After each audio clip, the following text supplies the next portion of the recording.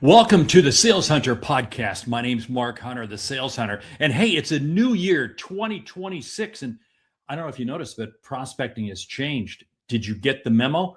There's a new avenue, new strategy, new plan that you have to follow if you want to have success in 2026. But unpack it, and the show begins right now. You're listening to the Sales Hunter podcast with Mark Hunter, where the focus is to help you as a sales leader sell with confidence and integrity. And now here's your host. Hey, the prospecting rules have changed in 2026, and I'm pulling content from my latest book, Integrity First Selling. I want you to grab a copy of it. But what I'm talking about right now is from a prospecting standpoint, what is it going to take to succeed? And let me tell you something.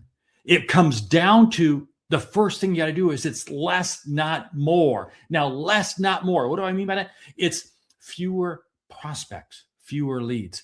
The era of spraying and praying to thousands is gone. Why? Because anybody and everybody can do it. You are not going to be able to out AI. That means if you want to be successful prospecting, you have got to narrow your list. It is less, not more. You've got to become more specific, tighter. You got to love on these people more. And what does that mean? It means you got to be bringing more value. It's less selling. Whoa, less selling. Hold it. Isn't that what I'm supposed to be doing? Yeah, it is. But you do that by bringing more value. You got to bring more value in every message that you send out. If it's about buy from me, they don't want to. They don't want to buy anything, period. What they want is they want solutions. They want answers. If you demonstrate and provide them value by giving them insights and information that they can benefit from, then they will build a relationship with you. And that's the next piece. It's about having patience. You better be able to have patience in building your prospecting list. If you are sitting there racing, trying to say, I got to fill my pipeline. I got 1 week, the first week of January, and I got to fill it. It's not going to happen unless you are truly a transactional salesperson. And oh, by the way, transactional salespeople are gone because AI is wiping that out. Yeah, I'm being a little bit brutally honest here, but the outlook for sales is absolutely incredibly bright, but we have to track a different course because the same course we've been using is not working. That's why I wrote the book, Integrity First Selling. I want you to grab a copy of it. But this content, the ideas I'm sharing with you come right from that book. Next piece is it's referrals. But hold it. It's not just referrals. It's referrals with proof of performance. You see, here's what's very interesting. We all build our business by way of referrals. You think about a restaurant, it's Yelp reviews. You think about a business, it's Google reviews. It's whatever it might be. Same thing in our business, whatever it is that we sell. People talk to people. And you have got to create those customer advocates out there. But here's the whole thing.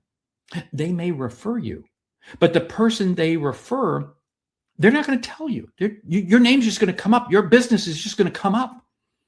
And what that person's going to do I should do business with Mark Hunter. They're going to go out and visit my website. They're going to check me out. They're going to find out. So guess what? You better have proof of performance that the people who are being referred to you that you don't even know about, people are just talking about you. No, because this is the whole thing. Because remember, the customer is engaging later and later with salespeople. And even if you do the outbound, which I want you to do outbound, this isn't going away. This is not going away in terms of prospecting. But remember, that person's not going to take that meeting, not going to really until they first engage with you. Which means you also got to know this. You got to know what's your solution. What's the solution? What's the outcome that you provide? And oh, by the way, sell what's on the truck. Now, that's an expression. What I mean by this is sell what your company has to offer today. Don't go selling future tense. Well, later in the year, we're going to be coming out with this later in the year, because all you're doing is you're confusing the customer and they're going to put off a buying decision. You say, Mark, hold it. I thought you said you wrote the book Integrity First Selling, and wouldn't that be helping the customer out later on if that's the best way to help them? Hey, hold it. The best way you help them out is by being able to help them now, today. today. I want to sell what's on the truck. And that means I got to know my solution and how the customer is going to benefit from it. Stop and think about that. Next one is it's not about price. Everybody thinks it's about price, but it's not. It's not about price. I don't care how cheap you are. If what you sell doesn't work, people are not going to be interested. Because again, the walls talk, the internet talks, media talks. You see, that's why I said earlier it's about referrals, because people talk about you. And if what you sell is so cheap, it's great. Oh, we're the cheapest one out there. But it doesn't work. No. And don't think for a moment that, well, gee, there's this other competitor and they're just a little bit higher. If I just cut my price, I know I can get it. But now what you've done is you've sold on price and you've destroyed the value equation. When I hear salespeople say, we have to cut our price to close deals, what they're saying is their sales process is lousy. It sucks. You have to be blunt. It sucks. You see, it's not about price. It's about the outcome. And that's why it goes back to earlier when I said it's patience and about building the relationship, because when I build a relationship, I create a level of trust. And when I create a level of trust, I really, truly understand what the outcomes are that the customer's looking for.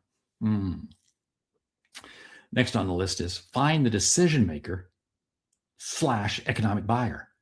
It's not the person who's interested. Too many salespeople. What we do, and this is the problem with the spraying and praying, we send out thousands of emails. We send out hundreds of emails. We make hundreds of dials. And occasionally we get lucky. Yes, even a blind squirrel will find an occasional acorn. Oh, I'm sorry to throw squirrels under the bus so early on a Monday morning. But what this means is this. Just because somebody's interested, just because somebody downloaded your white paper or attended a webinar or stopped by your booth does not make them a person who you should be spending time with. Now, you can spend time with them a few minutes, but the idea is you got to qualify them. That are they the decision maker or the economic buyer? And if they're not, why are you spending time with them? Now, there's another person in there called the benefactor. In other words, who's going to benefit from the outcome. They may not be the decision maker. They may not be the economic buyer. But boy, rarely is that just the person who is just interested. You got to pull yourself out. Stop. Ask yourself this question. Do they have the ability to make a decision and the financial resources to do it? Period. Next one is keep it simple. Keep it simple. Because here's the whole thing. If what you're selling is so complex, you're going to need more than patience. You're going to need a calendar because it's not going to close even in this new year that we're in right now. Keep it simple. Because here's the whole thing. A confused customer does not buy. And yet this is what happens. And I love talking about this right now because here's what happens.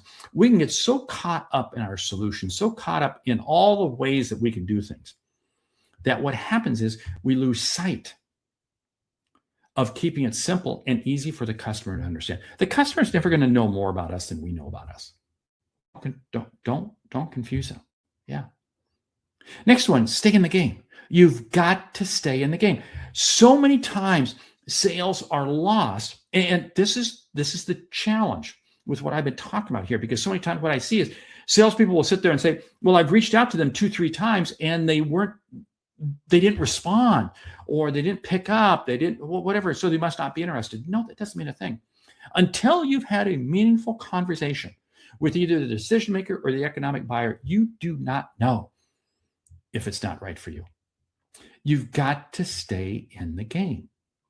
You see, what it comes down to is never forgetting that you have the ability to help others see and achieve what they didn't think was possible. And if you have the ability to help someone, you owe it to them to reach out to them. Now, you know, if you've been following me for any length of time, those are the two things I always talk about because I absolutely believe it. And selling with integrity is such an incredible process. And what I just walked you through are the foundations of prospecting with integrity. And I want you to go back and I want you to listen to this podcast again, because here's where I'm going with this. when I'm doing this, what happens is I feel better as an individual. And when I feel better as an individual, I ask better questions. I'm able to qualify faster. Now, I'm able to qualify faster because I disqualify people. This comes back to this whole less is more. And I'm doing that because I'm delivering more value. The more raving customers I create, the more referrals I'm going to receive, whether they be direct or indirect. Let me break this up. Direct. Person calls you and says, hey, I was referred to you by so-and-so. Well, that's really an indirect because somebody else made the connection. But before that person reached out to you, I bet they visited your website. I bet they checked you out on social media. The direct one is where somebody says, hey, I got so-and-so on the phone and you need to talk to them. Or they email and they connect the two of you. By the way, I love either or. But let me tell you something. You're going to wind up with far more indirect referrals than you'll ever realize when you're following all of the steps in integrity first selling. Check out the book, would you? And hey, do me a favor also. You still got a sales kickoff event coming up, or maybe you're just now planning it. Reach out to me. Let's talk. I've got a brand new keynote around this book. And it's going to help you and your sales team sell better in 2026. My name is Mark Hunter, the Sales Center. You've been listening to the Sales Center podcast, 2 episodes a week, one like this every Monday morning, 8 a.m. Central Time to help fire you up and get you going for the week. Second episode comes out on Thursdays, where we do a deep dive with a subject matter expert. Why? It's to help you. It's to help you see and achieve what you didn't think was possible. And we can do it with integrity. Integrity first selling. Great selling.